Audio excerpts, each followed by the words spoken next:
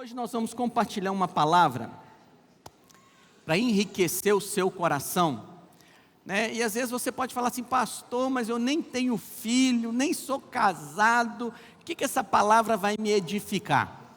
Bom, se ela está sendo compartilhada e você está aqui nessa noite, ou está nos assistindo, é porque há um propósito de Deus de ministrar ao seu coração. Você sabe que a graça de Deus que nos foi dada através do Senhor Jesus Cristo, ela não somente nos salva da condenação eterna, não somente nos salva do inferno, mas a graça de Deus também, ela permeia toda a nossa vida. A graça de Deus, ela nos salva de um casamento ruim, a graça de Deus nos salva de uma enfermidade, a graça de Deus nos salva, de um problema financeiro. A graça de Deus, ela permeia toda a nossa vida, e inclusive os nossos relacionamentos. Nós precisamos nos relacionar na graça. Você precisa se relacionar com o seu cônjuge na graça. Você precisa se relacionar com os seus pais, com os seus filhos na graça. Você precisa se relacionar na vida da igreja na graça, porque, irmãos, o natural de todo ser humano é viver na lei, é natural. A nossa carne já nasce com essa carga genética do merecimento. Você não precisa, de muito para saber o que é: faz bem, que você vai merecer o bem, se comporta mal, que você vai receber o mal. Não precisa de revelação para isso, mas para andar na graça, precisa de revelação. Somente a revelação do Espírito Santo de Deus, que habita em nós, pode nos conduzir na graça, pode nos conduzir a nos relacionarmos com graça, porque olha, ao se relacionar com graça, com o seu cônjuge, com os seus filhos, com os seus relacionamentos de uma maneira geral, você vai trazer favor para essas áreas da sua vida, e o que nós precisamos é de favor. Pastor, então é importante que eu viva a graça em cada área da minha vida. Mas como é que eu vou viver? Porque é um medo no coração das pessoas. Quando você começa a falar de graça, os irmãos sempre às vezes ficam preocupados. Mas quem pode ouvir isso, às vezes vai achar que pode fazer o que quer, Mas não é isso, não é. A graça é a única mensagem que, se você tiver revelação, te conduz a fazer o que Deus quer na sua vida. A lei não te conduz a fazer o que Deus quer na sua vida. Somente a graça de Deus. Mas pastor, como é que eu vou conduzir então esses relacionamentos na graça? Bom, duas coisas você precisa entender. Primeiro, você precisa de sabedoria. O que é sabedoria? Sabedoria é agir, é falar no momento certo, da maneira de Deus. Eu sei que, por exemplo, na criação de filhos, há muitos livros, centenas de livros, e às vezes os pais ficam perdidos, com tantos autores falando sobre criação, disciplina de filhos, como funciona isso. Mas olha, a única coisa que você precisa é da sabedoria dos céus na sua vida. Eu tenho algo para te contar, lá em Tiago 1:5, olha o que a Bíblia diz a respeito de sabedoria. A sabedoria de Deus, ela não é conquistada. A sabedoria de Deus não é resultado de um esforço, de uma dedicação sua. A sabedoria de Deus é resultado de um pedido seu. O que a palavra de Deus vai nos dizer? Se, porém, algum de vós necessita de sabedoria, quem necessita de sabedoria aqui? O que ele tem que fazer? Pedir para Deus. Então, por exemplo, quando você pede sabedoria a Deus, você está demonstrando humildade diante de Deus. Sabia disso? Porque, pastor, como eu sei que eu estou sendo humilde? É quando você vira para Deus e fala: Senhor, eu não sei conduzir essa empresa, me dá da tua sabedoria. Senhor, eu não sei lidar com essa questão aqui na vida da igreja, me dá da sua sabedoria. Senhor, eu não sei como lidar aqui com essa situação com o meu filho, me instrui, me dá da sua sabedoria. Agora, qual que é o problema? do orgulhoso, do soberbo. Ele acha que sabe. E o que Paulo vai dizer? Se alguém acha que está sabendo alguma coisa, julga saber algo, se ele realmente sabe, ele vai saber que ele precisa aprender a saber. Quanto mais revelação você tem da parte de Deus, quanto mais sabedoria você tem da parte de Deus, mais dependente você se torna de Deus. Porque olha, nós gostamos de fórmulas, nós gostamos assim, me mostra como eu devo agir, A, B, C, só que as fórmulas te tornam independente de Deus, mas Deus não quer a sua independência. Deus é um Deus de relacionamento. Deus quer que a cada circunstância da sua vida, você se volte para o Espírito e pergunta, o que eu devo fazer? Você está indo, está no supermercado, e aí você está lá numa prateleira, vai comprar um produto, e você se depara com duas marcas diferentes do mesmo produto. Naquele instante você fala, Senhor, qual dos dois eu vou levar? Pastor, mas tudo eu tenho que perguntar para o Espírito? Sim, tudo, porque Ele vai guiar a sua vida, e você foi feito filho de Deus, e como filho de Deus, você é guiado por essa vida de Deus que está dentro de você. Lá em 1 João vai dizer que a unção de Deus permanece em nós, e ela nos ensina a respeito de todas as coisas, tudo, o Espírito Santo de Deus que habita em nós, Ele nos ensina. Então a primeira coisa que você deve pedir é por sabedoria, e olha, as coisas mudam, lá no seu trabalho, estratégias mudam, às vezes você está acostumado a fazer de uma maneira, aquela maneira não está dando certo mais, isso é uma maneira de Deus atrair você para Ele, e você falar, Senhor, eu não sei, eu preciso da sua sabedoria. Às vezes as pessoas acham que precisa de mais dinheiro, não, você precisa de sabedoria para administrar o dinheiro, sabedoria para aprender como ganhar dinheiro, sabedoria para fazer com que o recurso que você tem em mãos, ele seja multiplicado. Às vezes você acha que, não, eu preciso de algo aqui no meu casamento, você precisa de sabedoria no seu casamento, sabedoria em lidar com a sua esposa, sabedoria em lidar com o seu marido. Sabedoria é tudo que nós precisamos, amém, meus irmãos? Mas a segunda coisa que você precisa é de um coach, né? Um coach, pastor? Sim. O que é o coach? O coach é alguém que sabe e vai te ensinar, vai te treinar. Só que esse coach que você precisa, ele já habita dentro de você. Se chama Espírito Santo de Deus. Ele é o seu coach, Ele é o seu treinador, Ele é aquele que todo instante, olha, Ele não tira folga final de semana, Ele não desliga o WhatsApp meia-noite, 11 horas da noite, Ele está 24 horas ali à sua disposição. Basta você perguntar, basta você buscar a instrução do Espírito Santo de Deus para a sua vida. E olha, hoje nós vamos abordar algo sobre a graça de Deus na criação dos nossos filhos. É importante que você saiba que você foi feito filho de Deus. Quantos são filhos de Deus aqui? E da mesma maneira que Deus lida com você, você também deve lidar com os seus filhos. Da mesma maneira que Deus lida com você, você também deve lidar com os seus liderados, se você é um líder de célula, com os líderes de célula, se você é um discipulador. Da mesma maneira que Deus lida com você, você tem que lidar com aquelas pessoas que estão debaixo da sua liderança, que estão ali no seu, vamos dizer assim, no seu círculo de relacionamento.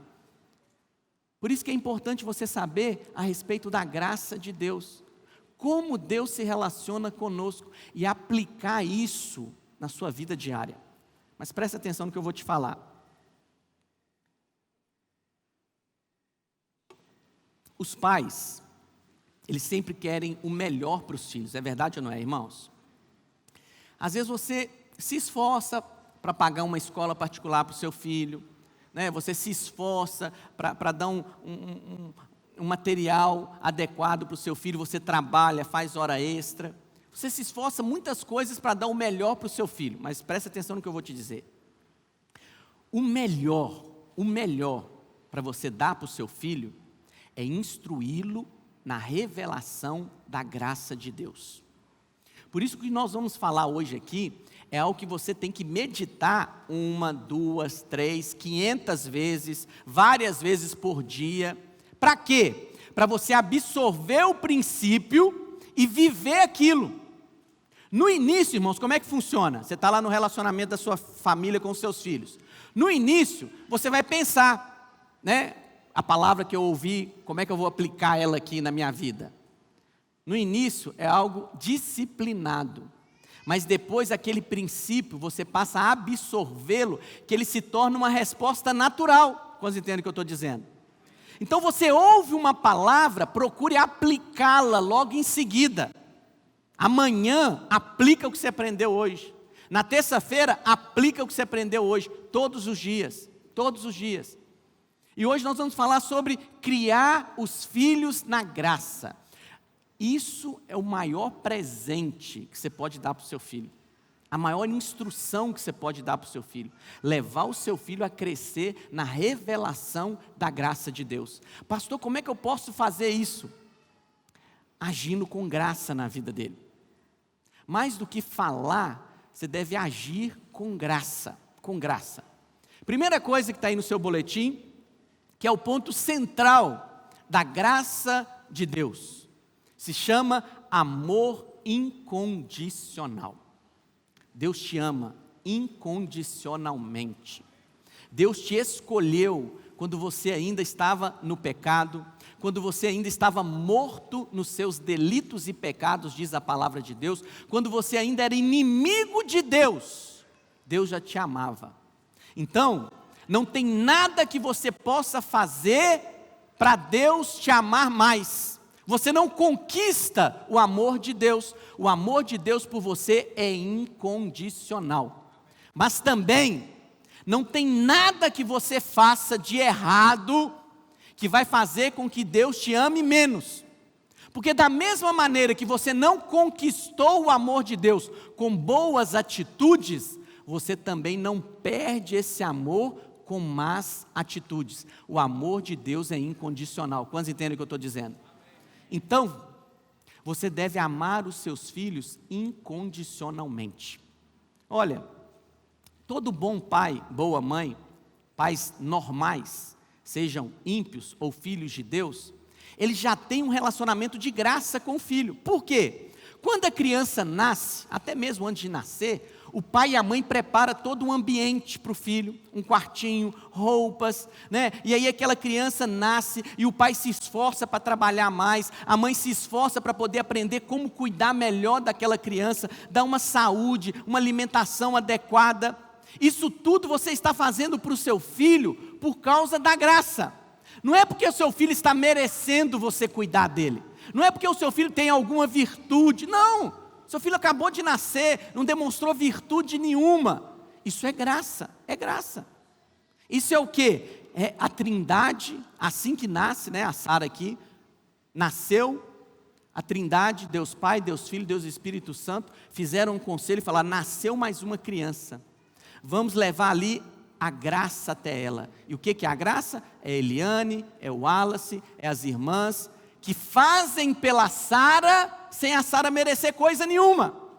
Isso tudo é graça. Quantos entendem o que eu estou dizendo? É graça.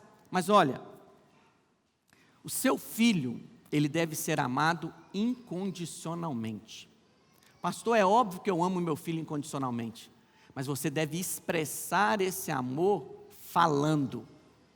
Você deve verbalizar esse amor para o seu filho, e isso tem que ser frequente. Isso não é ocasionalmente.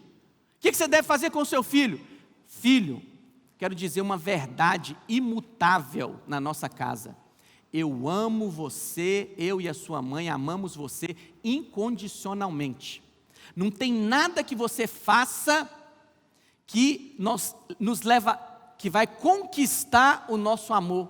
O nosso amor, ele é incondicional. Ele não depende daquilo que você faz. Mas filho, tem uma outra verdade também. Não tem nada que você faça que vai fazer o nosso amor diminuir. O nosso amor por você é incondicional. Quantos entendem o que eu estou dizendo? Você precisa expressar isso para o seu filho.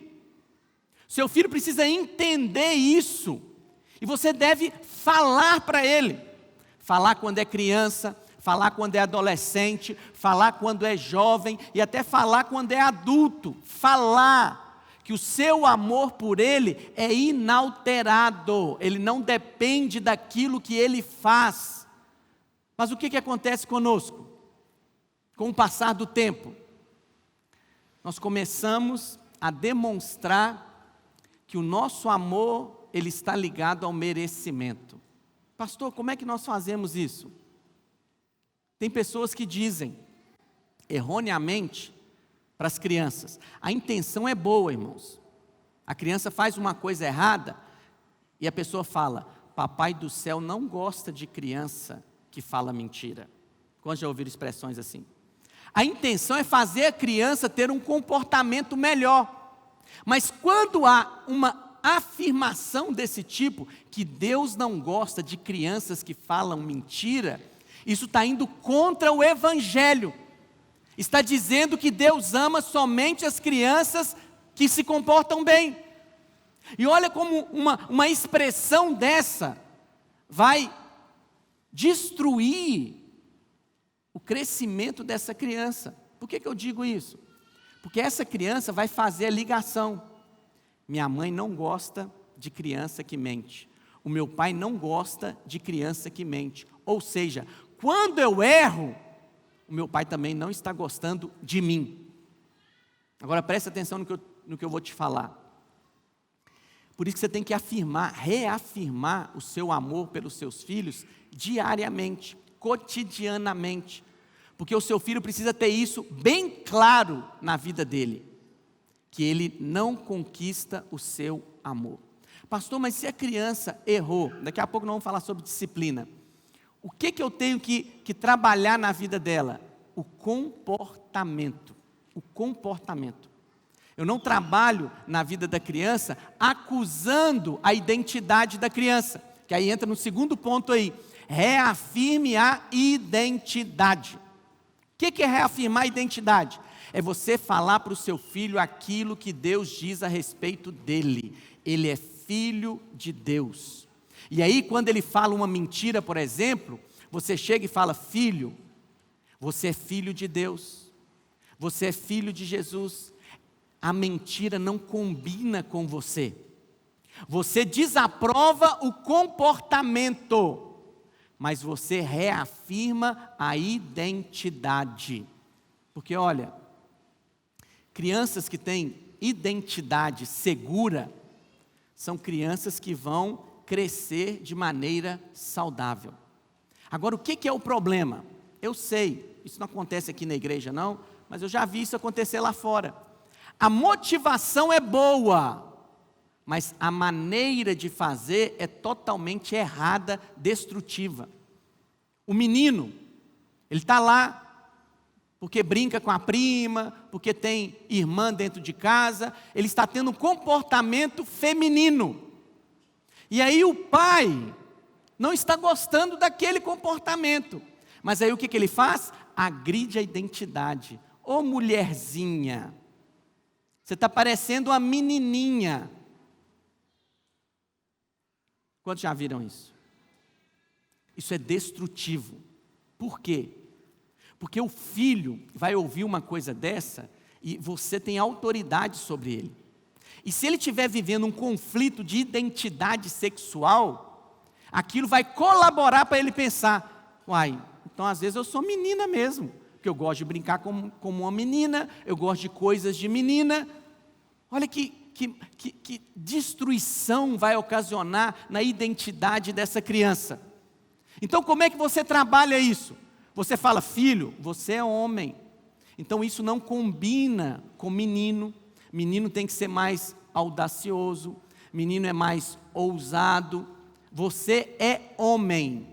Irmãos, a pessoa já nasce homem ou nasce mulher. Você não tem que fazer algo para se tornar. Vocês entendem o que eu estou dizendo? Não tem.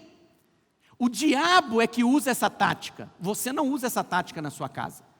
O diabo, o que ele fez com Jesus, lá em Mateus? Quando Jesus voltava ali do jejum de 40 dias. O diabo falou, ouvi uma conversa aí de que você é filho de Deus? Se você realmente é filho de Deus, então transforme essas pedras em pães. Deus tinha acabado de falar com Jesus. Este é o meu filho amado, em quem eu tenho todo o meu prazer. Jesus não tinha feito nada, Jesus não tinha nenhum discípulo, Jesus não tinha feito nenhum milagre, mas Deus já expressou ali verbalmente, dos céus, os céus se abriram, o Espírito Santo desceu como pomba, e uma voz, a voz de Deus Pai falou, este é o meu filho amado, em quem eu tenho todo o meu prazer. São essas afirmações que você tem que fazer com o seu filho. O seu prazer, o seu filho, ele te dá prazer simplesmente porque é seu filho. Seu filho. Da mesma maneira que você o ama só porque ele é filho. Mas todo o tempo o diabo quer destruir identidade. Estava conversando com uma pessoa essa semana e ela colocando algumas dificuldades com relação ao filho, e ela dizia, o meu filho, ele é desrespeitoso, ele é bocudo. Eu falei, olha, você agrediu a identidade dele pelo menos umas 4 vezes. Seu filho não é isso, ele está tendo comportamento dessa maneira, mas o comportamento do seu filho não define quem o seu filho é. Porque se você falar que o seu filho é um mentiroso, agredir a identidade do seu filho, o que se espera de um mentiroso é mentira. Todas as vezes que você usa o comportamento para agredir a identidade, você está transformando aquela pessoa, reafirmando aquele comportamento naquela pessoa. Agora, se você reafirma a identidade, filho, você é filho de Deus, a mentira não combina com você, aqui nós só falamos a verdade, o seu filho vai agir de acordo com a identidade. Vocês entendem o que eu estou dizendo? Vai agir. Um pé de manga, ele só dá manga. Um filho de Deus, ele só tem posturas de filho de Deus. Mas mesmo que algumas coisas erradas aconteçam, aquelas coisas erradas não definem quem o seu filho é. Não muda a identidade do seu filho. E isso acontece até em púlpitos. As pessoas vêm para os cultos e os pastores falam, avalia se você realmente é filho de Deus. Filho de Deus faz isso que você está fazendo. Filho de Deus pensa isso que você está pensando. Totalmente destrutivo. Você vem para aqui para que eu possa reafirmar a sua identidade. Você é filho de Deus, Deus te ama, Deus tem um propósito para a sua vida. E quanto mais essa identidade é enraizada dentro de você, mais você age de acordo com ela. Quantos entendem o que eu estou dizendo? Voltando ao exemplo anterior aqui. Quanto mais você afirma para o menino ou para a menina a identidade de gênero dela, ele é um homem, ela é uma mulher, mais ela vai agir de acordo com aquela identidade. Amém, meus irmãos? Então esse é o segundo ponto. Mas também há uma coisa que nós trabalhamos na vida das crianças, nos incomoda isso, chamado de emoções, né? Às vezes as crianças ficam nervosas, pegam pirraça, e a gente quer tratar a emoção. Você não trata a emoção, você trata o comportamento. O seu filho, ele tem direito de ficar nervoso. Todo mundo tem direito. E o fato de ficar nervoso não é pecado. Lá em Efésios, o que a palavra de Deus vai nos dizer? Irai e não pecais. Então, pode acontecer de eu ficar irado, mas eu não peco. Você não controla as suas emoções, você controla os comportamentos que resultam daquelas emoções. E olha, comportamento você decide qual ter. Então, por exemplo, vamos supor que eu estou lá com a minha esposa e aí eu fiquei nervoso. E por eu ficar nervoso, eu começo a falar com ela com rispidez. Mas aí, toca o celular, o irmão me liga. Como é que eu vou atender o irmão? Com rispidez? Não. Oi, irmão, graça e paz. Eu decidi o meu comportamento com aquele irmão. Eu decidi o meu comportamento com a minha esposa. Quantos entendem o que eu estou dizendo? Então você tem que entender, ter empatia pelas emoções do seu filho. Seu filho está nervoso, você vai ensinar ele o comportamento dele que você deve tratar, não as emoções. Eu tenho um filho que ele fica mais nervoso. E eu falo isso com ele, falo, filho, o seu nervosismo não me incomoda. O que me incomoda é a sua atitude. Então você pode ficar nervoso, mas presta atenção no que você vai falar. Porque dependendo do que você vai falar, eu vou te disciplinar. Você pode ficar nervoso, mas cuidado com a sua atitude. Porque quando você vai disciplinar, você não vai disciplinar porque a pessoa ficou nervosa. Porque aí é injustiça, não é, irmãos? Não, você vai disciplinar o comportamento. Nós tratamos com o comportamento. As emoções são neutras, emoções não são morais. O que é moral é o comportamento. Então você trata com o seu filho o comportamento. As emoções vai acontecer, né? Igual eu te dei o exemplo do meu filho aqui, o outro não tem isso. Então quer dizer, já nasceu daquele jeito. Então ele não tem culpa de ficar nervoso, né, por alguma brincadeira, por alguma atitude, não tem. Mas você precisa ensiná-lo a ter um comportamento adequado. Quantos entendem o que eu estou dizendo? O próprio Senhor Jesus, a Bíblia diz lá em Isaías, que Ele se angustiou como povo, Ele sofreu a angústia do povo. Ele teve empatia pelo sentimento. A Bíblia diz que quando Jesus veio ter com Marta e Maria, por ocasião, né, que Lázaro havia morrido, Jesus já sabia que ele ia despertar Lázaro. Mas quando ele viu Maria chorando, né, o versículo aí que todo mundo gosta de recitar, né, o menor versículo, qual que é, irmãos? Jesus chorou. Por quê? Porque ele teve empatia pelo sentimento. Mesmo sabendo que há poucos minutos, ou hora, não sei, ele ia ressuscitar Lázaro. Então você tem que ter empatia com os sentimentos das pessoas, dos seus filhos, e lidar com o comportamento. Então, primeira coisa, amor incondicional, depois reafirmar identidade e depois estabelecer limites. Aqui é algo que as pessoas às vezes pensam, pastor, eu estou na graça, né? Os jovens aí costumam dizer, corte. Para que corte? Corte é coisa de lei. Não, na graça há limites. Tem um paradoxo em relação aos limites. Limites te dão segurança. Há um tempo atrás, né, algumas décadas atrás, houve uma guerra civil lá no país da Angola. E lá eles colocaram muitas minas terrestres, né? O que é mina terrestre? Cava o buraco, coloca uma bomba, de maneira que se a pessoa pisar, a bomba explode, mata aquela pessoa. E hoje, o território da Angola é cheio de minas. Como é que eles fazem para destruir essas minas? Eles pegam então um trator, uma máquina, que tem um rolo compressor. Então essa máquina vai passando nos terrenos, e à medida que ela vai passando em cima de minas, as minas explodem, mas não causa dano nenhum naquele rolo compressor que pesa toneladas. E aí quando aquela máquina passa em determinada área, né, em determinado metro quadrado, eles colocam então fitas demarcando aquele território e colocam uma placa dizendo, este território é seguro você andar nele.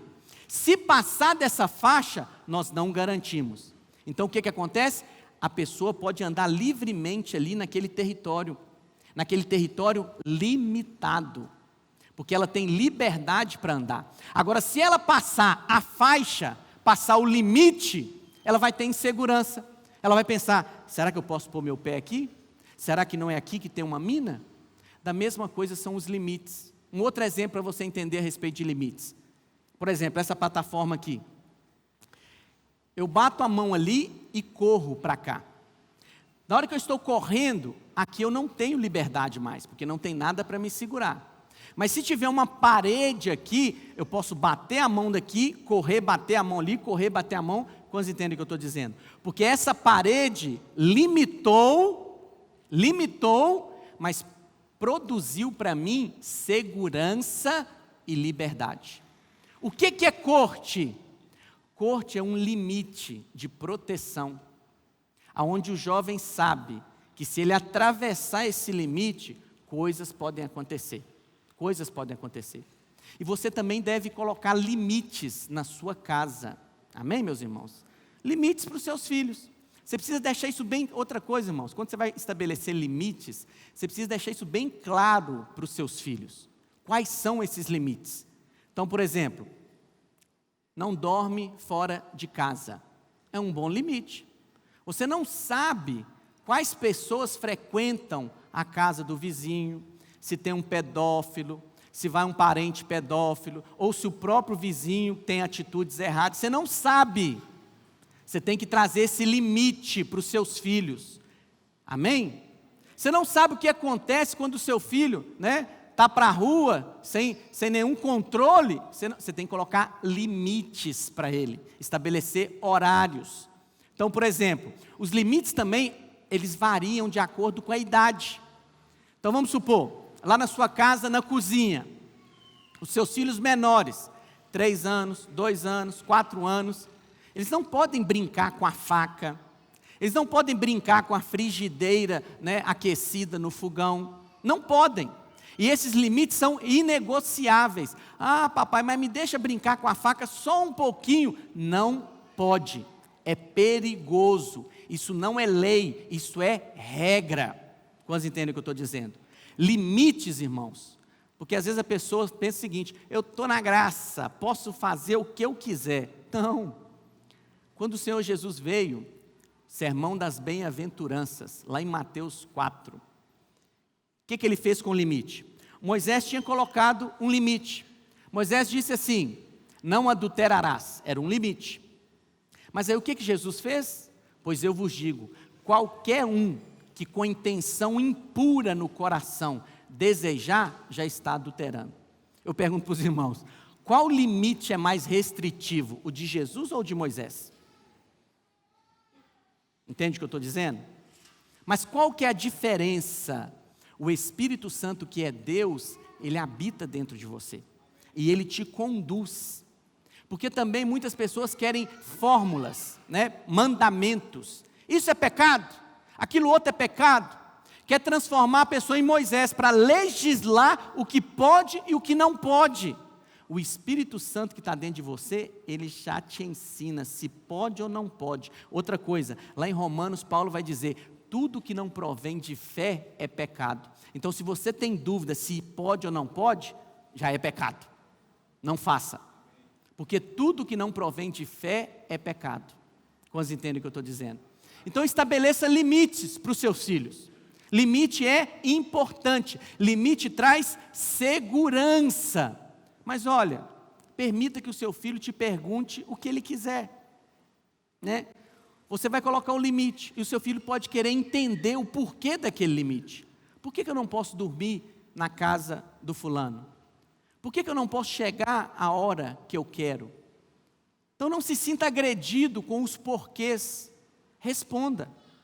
Permita aos seus filhos também perguntarem o que eles quiserem. O que eles quiserem. Eles têm liberdade para perguntar. Agora saiba avaliar o contexto da pergunta, Por exemplo, a criança chega para você e pergunta: pai, o que é virgem? Uma criança de 8 anos. Isso aconteceu. E aí você fala assim: virgem? Virgem é tudo aquilo que nunca foi tocado. Mas aí você vira e pergunta: por que você está me perguntando isso? Porque o meu coleguinha falou que o meu signo é virgem. Se você tivesse perguntado antes, por que você está me perguntando isso? A criança pergunta para você assim: papai, está vendo desenho e pergunta: papai, o que é levita? E você fala: levita lá é uma tribo sacerdotal que veio de um dos filhos de Jacó, Levi, e Deus levantou como sacerdotes. Mas você pergunta, por que você está me perguntando isso? Porque aqui no desenho o menino falou que o outro menino levita, do verbo levitar. Então pergunte ao seu filho o porquê daquela pergunta, qual o contexto que está inserida aquela pergunta. Mas olha, não se sinta constrangido em falar que você não sabe. Vou te responder depois, vou pesquisar, porque tem coisas que nós não sabemos, e isso também é importante para os nossos filhos entenderem, que nós não sabemos tudo. Nós não sabemos tudo. Quantos entendem o que eu estou dizendo? Então isso é importante. Amor incondicional, reafirme a identidade e estabeleça limites. Mas a quarta coisa aí que entra é o quê? Ensine o seu filho acerca de respeito, honra e o que, meus irmãos? Gratidão. Presta atenção. Todos nós fomos concebidos em pecado. Nós já herdamos por natureza a natureza caída de Adão. Você não ensina para o seu filho teimosia, você não ensina para o seu filho ingratidão, você não ensina para o seu filho pirraça, desrespeito, mentira. Alguém ensina isso? Mas eles não fazem isso, por quê? Porque está na carne caída, o DNA, a genética da carne caída, que ele herdou por causa do pecado de Adão, é podre, a carne é ruim. Você não fala para o seu filho, filho, eu vou te ensinar a mentir agora. Mentir é o seguinte, você faz uma coisa e fala que não foi você. Ninguém faz isso, mas por que a criança mente? Por causa da natureza caída. Agora, o que é bom, o que é correto, deve ser ensinado. Gratidão, irmãos, você deve ensinar isso para os seus filhos, a respeito da gratidão. Tudo que nós recebemos foi pela graça de Deus, e você deve mostrar para o seu filho o preço que custa as coisas, está me entendendo? Você não vai mostrar para ele por causa de avareza, você não vai mostrar para ele porque você está querendo algo em troca. Não, você vai mostrar para ele o preço das coisas, para eles entenderem que aquilo que ele está recebendo de graça, custou para alguém. Como é que você valoriza a graça de Deus sobre a sua vida? Quando você entende o preço que custou para Deus te salvar. Deus, Ele esvaziou-se da sua glória. Foi diminuindo, diminuindo, diminuindo, diminuindo, até virar um embrião no útero de Maria. Ficou 9 meses ali, nasceu. Aquele que ia multiplicar pães para alimentar 5.000 homens, mais as crianças e as mulheres, teve que ser alimentado por uma mulher. Aquele que ia fazer paralítico andar, teve que se submeter a uma mulher, ensiná-lo a dar os primeiros passos. Aquele que ia fazer mudo falar, teve que aprender a falar com uma mulher. Fala, mamãe. Mas a Bíblia diz que ele foi submisso em todas essas coisas. E o que? Aquele que era Deus, que jamais pecou, foi para uma cruz, que era o nosso lugar, foi açoitado, rejeitado, crucificado. E olha, a maior dor do Senhor Jesus não foi simplesmente uma dor física, teve a dor física também. A maior dor foi uma dor, vamos dizer assim, espiritual. Que dor é essa, pastor? Jesus, em todos os momentos que ele estava aqui, ele dizia, eu e o Pai somos um. Eu e o Pai somos um. Mas na cruz, Jesus uma vez falou ali na cruz, o que ele disse? Deus meu, por que me desamparaste? Jesus só chamava Deus de Pai. Mas ali na cruz, Deus, que era o Pai, virou somente Eli. Eli, Eli, lama sabachthani. Que quer dizer, Deus meu, por que me desamparaste? Naquele momento, algo inexplicável aconteceu. Aqueles que eram um, sofreram uma cisão, por causa do meu e do seu pecado. Entende o que eu estou dizendo? quanto mais você entende o preço que foi pago, porque a Bíblia diz que a cruz é expressão do amor de Deus por nós, você entender que houve um preço, não foi de graça foi para mim e para você, mas houve um preço envolvido, mas o seu coração responde com gratidão, e assim deve ser os seus filhos precisam saber que custa pagar uma escola, custa dar uma roupa boa, custa dar um banho quente, isso tudo custa.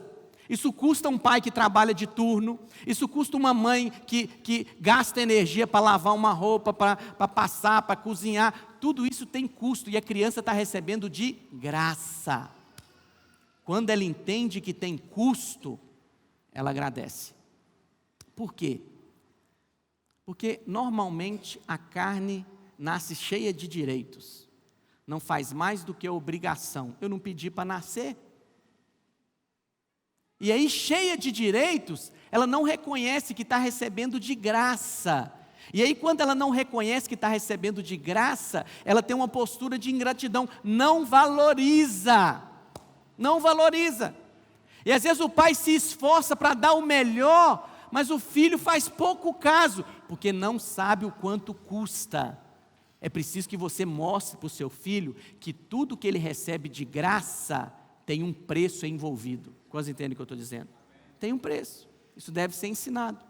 Outra coisa que deve ser ensinada: respeito, honra.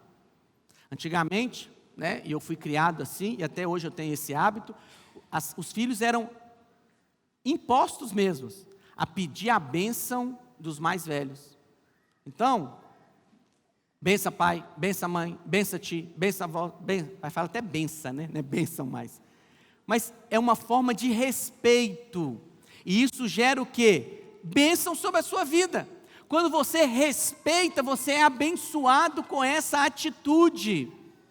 Entende o que eu estou dizendo? Você precisa ensinar os seus filhos a honrarem as pessoas, a respeitarem.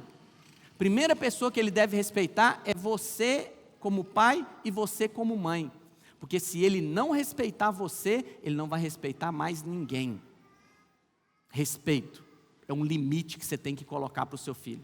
Olha, eu admito determinados comportamentos, mas você não atravessa o limite do respeito, porque se você atravessar, o negócio vai ficar feio para você. Tem que ser ensinado, você tem que ser severo. Daqui a pouco nós vamos falar sobre disciplina, como exercer a disciplina. Então, você deve ensinar isso, gratidão, você deve ensinar respeito, e você deve ensinar honra. Então você está lá na sua mesa, você vai almoçar ou jantar, vai fazer lá a sua oração de agradecimento, menciona a pessoa que esteve envolvida ali para o seu filho escutar. Obrigado, Senhor, pela minha mãe que fez essa comida, poderia estar descansando, mas está aqui na beira do fogão. Obrigado, Senhor, pelo meu pai que comprou essa comida, poderia estar fazendo ou comprando outras coisas para ele, mas comprou o alimento para me dar. Ensina o seu filho a valorizar as pequenas coisas. Quantos entendem o que eu estou dizendo? A ter um coração grato. Então, amor incondicional, reafirme a identidade, estabeleça limites, ensine honra, gratidão, respeito, e o quinto, discipline. Pastor, tem disciplina na graça? Ou tem graça na disciplina? É óbvio que tem, irmãos. Projeta para mim Hebreus 12, versículo, acho que o 6. Olha o que a palavra de Deus vai nos dizer. Versículo 6. Não, volta para o 5, por favor. E estáis esquecido da exortação que como a filhos discorre convosco. Filho meu, não menosprezes a correção que vem do Senhor, nem desmaieis quando por ele és reprovado. Porque o Senhor corrige a quem, meus irmãos? A quem ama. Então fala assim comigo: quem ama, corrige. Quem é amado, é corrigido. E açoita. Uau! Açoita. Você sabe o que é açoitar? É isso que está dizendo mesmo. Na graça há açoite. E açoita quem? O vizinho? O ímpio? E açoita todo filho a quem recebe. Agora continua. É para a disciplina que perseverais. Por que Deus nos disciplina? Porque Ele nos trata como filhos. Só é disciplinado quem é filho. Se não tem disciplina, é porque não é filho. Pois que filho há que o pai não corrige? Deve haver disciplina. Pastor, disciplina não é coisa da lei? Não. Lei é maldição, juízo. A lei lá em Deuteronômio 28 era o seguinte: se você agir errado, você vai ser amaldiçoado, maldição vai vir sobre a sua vida, juízo. A maldição, ela não tem a intenção de trazer correção, mudança de rota. A maldição, a intenção dela é punir, é punição, é juízo. Graça não. Graça tem correção, disciplina. A intenção da graça em nos disciplinar é mudar a nossa rota. Eu estava indo para uma rota errada, mas eu fui disciplinado. E agora eu mudei a rota. Porque qual que é o medo de alguns irmãos? Eles ficam com medo de lidar com a graça e cair de um lado da estrada, né? Vamos supor aqui. De um lado da estrada eu tenho a permissividade. Pode fazer o que quer. Do outro lado da estrada eu tenho o legalismo. Não pode fazer nada. Eu não sei qual que é pior, né? Se é o legalismo ou a permissividade. E aí ele fica com medo. Mas a graça é o quê? É a estrada correta. A graça nem é permissiva, mas nem é condenatória, acusatória. A graça também tem disciplina. Pastor, mas como é que eu vou disciplinar os meus filhos? Primeiro, você tem que saber o que você vai disciplinar. Correto? Por quê? Às vezes você exerce uma disciplina severa para algo que é irrelevante. Então, por exemplo, uma regra aí, a regra do mais 10. O que é isso? O seu filho está tendo um comportamento inadequado hoje. Joga 10 anos para frente. Aquele comportamento daqui a 10 anos, ele vai ter ou vai ser prejudicial para ele? Então, por exemplo, o seu filho, ele tem 5 anos de idade, encheu o balão, aqueles balãozinhos de festa de água, e jogou dentro de casa. Eu pergunto para os irmãos, daqui a 10 anos, 20 anos, ele vai continuar enchendo balão de água e jogando dentro de casa? Não. Tem que ser corrigido? Sim, porque dá trabalho secar a casa, mas não precisa ser uma correção severa. Vocês entendem o que eu estou dizendo?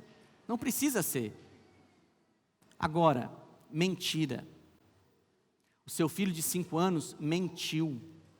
Se daqui a 10 anos ele continuar mentindo, vai ter consequências ruins na vida dele? Então você deve discipliná-lo com severidade. Mentira não pode acontecer. Agora o que acontece? O pai ou a mãe dá uma disciplina severa para coisa boba. O menino desajeitou, deixou o prato cair. O menino estava bebendo um suco na hora do jantar e deixou o copo cair, esparramou o suco. Isso não precisa de disciplina nisso. Agora a criança mentiu, precisa ser disciplinada. A criança faltou com o respeito. Porque o respeito, irmãos, ele é o que você fala e é a entonação também daquilo que você fala. Você não pode permitir desrespeito na sua casa. Porque se você não tiver o respeito dos seus filhos, você não tem mais nada. Nós não educamos com medo. Seu filho não precisa ter medo de você. Mas seu filho precisa ter consideração e respeito. Você é pai, você é mãe. Tem que ter respeito. Respeito, se houver desrespeito, você tem que ser severo na disciplina. E aí entra a vara também. Porque hoje em dia tem até lei que proíbe usar a vara, mas está sendo antibíblico. Porque a Bíblia diz que a vara afasta a estultícia ou a tolice do coração da criança. Então vai ter momentos que você vai ter que usar a vara. Mas presta atenção. Você não é um pai doentio, né, que pega uma vara, pendura lá na casa. Olha, isso é para você ver. Cria um lugar especial para a vara. Não, nada disso. Isso é doentio, nada disso. Você primeiro, presta atenção, volta para cá. Eu sei, irmãos, que às vezes a nossa primeira correção é a vara. Mas não deveria ser. Não deveria ser. Então, para exercer disciplina, você avalia o que você está disciplinando, se realmente precisa de uma disciplina e quão severa ela deve ser. Então, mentira e desrespeito, você sabe que você tem que agir com disciplina severa. E outra, se há necessidade de vara. Porque o que você tem que avaliar no seu filho? O coração. Tem criança, irmãos, que ela tem um coração bom. Ela faz determinadas coisas, mas não é por rebeldia. Entendeu? Então você vai explicar, porque o amor incondicional também, ele tem paciência. Você ensina uma vez, ensina 2 vezes, ensina 3 vezes, ensina quantas vezes for, mas você ensina. Amém? Você tem paciência, longo ânimo, longanimidade. Então, agora tem criança que tem o coração rebelde. Aí você tem que ser mais duro com ela. Por quê? Porque você tem que tirar essa rebeldia. Então, por exemplo, a criança deixou o copo cair, mas olhou desajeitadamente. Então você pode irrelevar aquele comportamento. Não dá importância para aquilo. Agora, você chamou a atenção da criança e ela jogou o copo na parede. Aí você tem que exercer uma disciplina severa. Quantos entendem o que eu estou dizendo?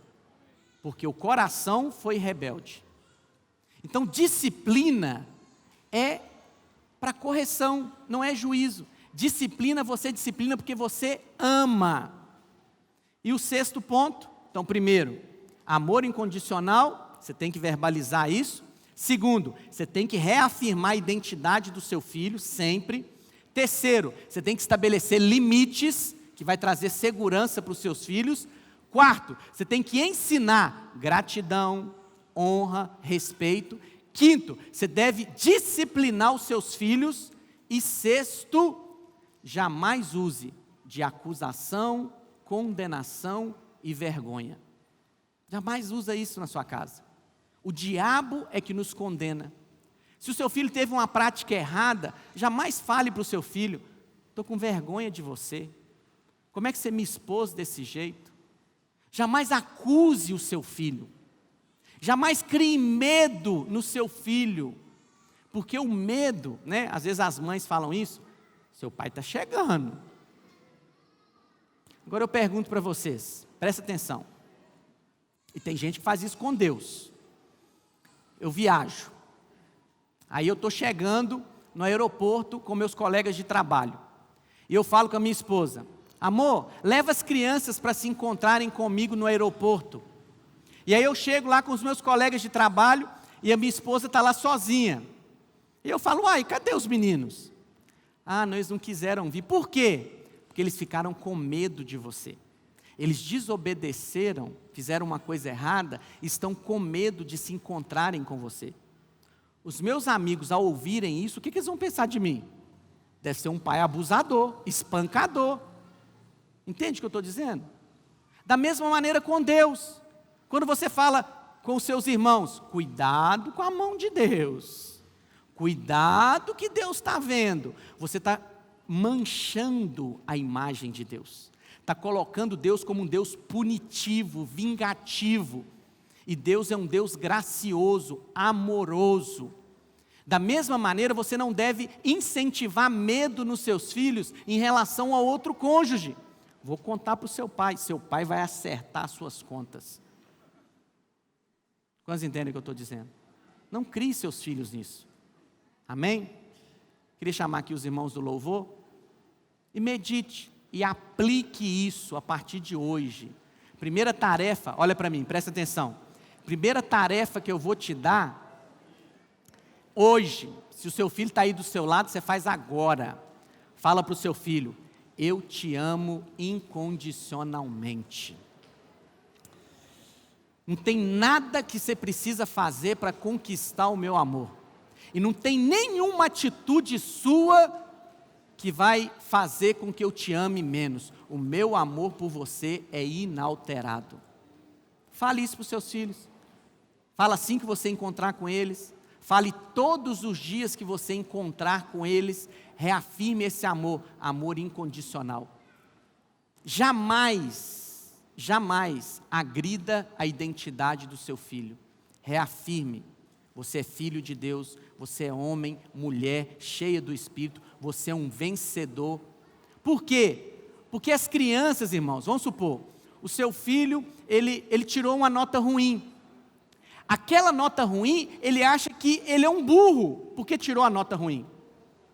Aquela nota ruim, ele acha que ele é um retardado, porque tirou uma nota ruim. Você deve falar para ele: não, meu filho, você é um vencedor. Você é um menino inteligente. Essa nota ruim não define quem você é. O seu filho, ele foi desclassificado no futebol. O seu filho, ele não é ruim. O seu filho, ele é o seu filho. Ele é bom. Aquela desclassificação ou aquele fracasso não define quem é o seu filho. Estabeleça limites. Ensine o seu filho honra, respeito e graça.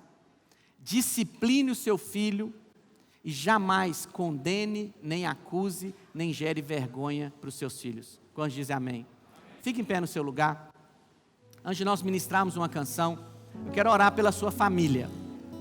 Quero declarar que você está criando filhos vencedores. Filhos que vão cumprir o propósito de Deus. Filhos que vão entender a graça de Deus, o favor imerecido sobre a vida deles.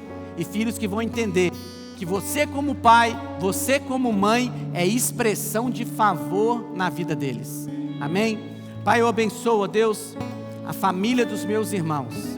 Cada pai, cada mãe que foi instruído nessa noite. Eu declaro, Pai, a sabedoria dos céus, o direcionamento do Santo Espírito de Deus, que já habita no coração dos meus irmãos, a guiá-los, ó Deus, a conduzir os seus filhos com graça, a expressar o amor incondicional que todo pai e toda mãe tem pelos filhos que o Senhor destes a ele, a expressar e reafirmar a identidade, Pai. Jamais livra-nos de agredirmos a identidade dos nossos filhos.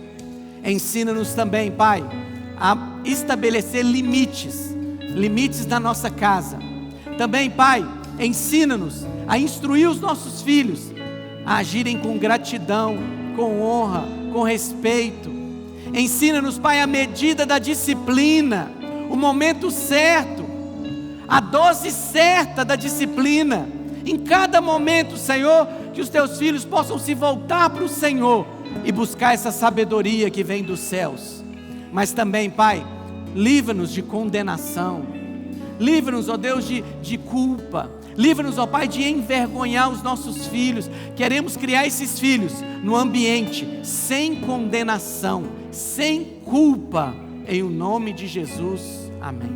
Vamos ministrar uma canção. Enquanto você ministra essa canção, coloque a sua casa diante de Deus. O Senhor vai fazer da sua família uma família vencedora e referencial para outras pessoas. Os seus vizinhos, os seus colegas de trabalho vai pedir para você palavras de sabedoria em como eles devem lidar com os filhos deles. E olha, você vai ter essa palavra, porque o Espírito Santo de Deus já habita dentro de você. Amém?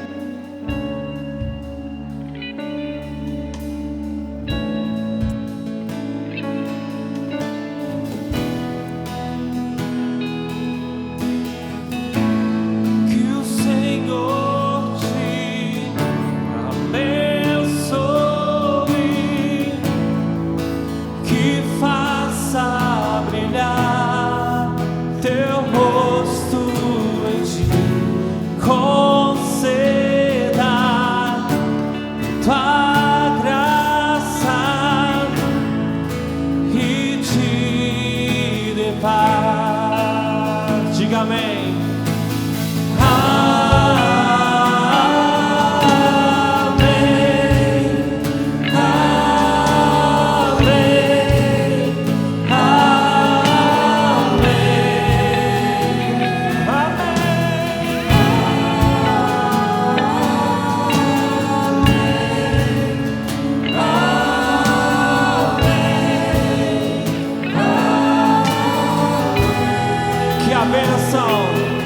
que a bênção se derrame até 1000 gerações. Tua família, os teus filhos e os filhos de teus filhos, que a bênção se derrame até 1000 gerações. Tua família, os teus filhos e os filhos. Declare que a bênção se derrame até 1000 gerações. Tua família, os teus filhos e os filhos dos teus filhos. Que a bênção até 1000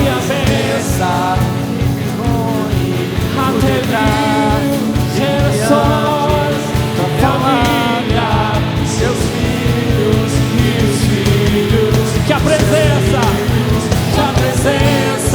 te acompanhe por detrás, por diante, do teu lado e em ti. É contigo, e de dia e de noite, tua entrada e saída, o teu riso e teu choro. É contigo, por ti, é contigo. É por ti, é contigo, é por ti, é contigo, é contigo. Levante suas mãos e declare amém.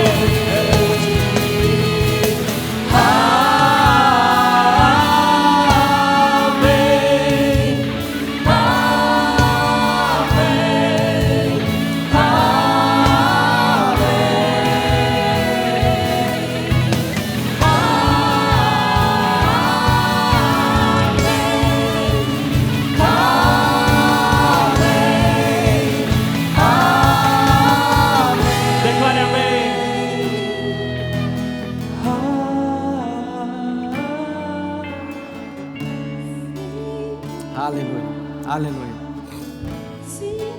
Olha, às vezes você tem lidado com problemas dentro da sua casa. Às vezes os seus filhos têm desejado coisas que você não queria que eles desejassem. Pastor, como eu vou lidar com isso? Eu vou proibir ou eu vou permitir? Faça como Deus fez com você. O que Deus fez? Deus te deu algo melhor, que é a graça. É o próprio Deus se fazendo gente. Ele te atraiu te dando Jesus. E o que você deve fazer para os seus filhos? Mostra para ele algo melhor. Apresenta para ele as coisas de Deus. Demonstre para ele que a vida da igreja é uma coisa boa, é prazerosa. Que a vida ali da célula, que a convivência com os irmãos é muito melhor do que a vida ali no mundo, de bebida, de droga, de ambientes de boate. É muito melhor, muito melhor. Peça ao Espírito Santo para colocar essa sabedoria dentro de você, para que você expresse prazer, não obrigação, prazer em servir ao Senhor. Você não serve o Senhor porque você tem que servir, você serve o Senhor porque você foi atraído por Ele. Tanta graça disponível que você fala, não tem para onde ir. O Senhor me amarrou com laços de amor. Sabe o que é tremendo? Lá em João, Jesus vai dizer que Ele é o bom pastor. O pastor é aquele que cuida das ovelhas, mas o pastor, ele é de natureza diferente. Pastor é homem, é gente. Ovelha é animal. Mas lá em Apocalipse, na visão que João teve, Jesus aparece como um cordeiro. Cordeiro é ovelha pequena. E esse cordeiro, João fala, é que nos apacenta. Para nos apacentar, Jesus se tornou semelhante a nós. Hoje, você tem alguém da sua própria natureza, alguém que também é ovelha. Ele é o cordeiro de Deus te alimentando. Então Ele te entende. Ele entende às vezes que você tem dúvida. Ele entende às vezes que você tem emoções não tanto assim positivas, agradáveis. Ele entende às vezes coisas que você comete erradas, mas Ele é o Cordeiro que vai te apacentar, e Ele está com você em todo o tempo. E olha, o propósito dele é fazer da sua casa um ambiente de glória, um ambiente de alegria, um ambiente de manifestação de vida de Deus. E isso tudo nós recebemos pela fé. Amém, meus irmãos? Deus abençoe sua semana. Vai ser uma semana de graça transbordante na sua casa, sobre a vida dos seus filhos, em nome de Jesus.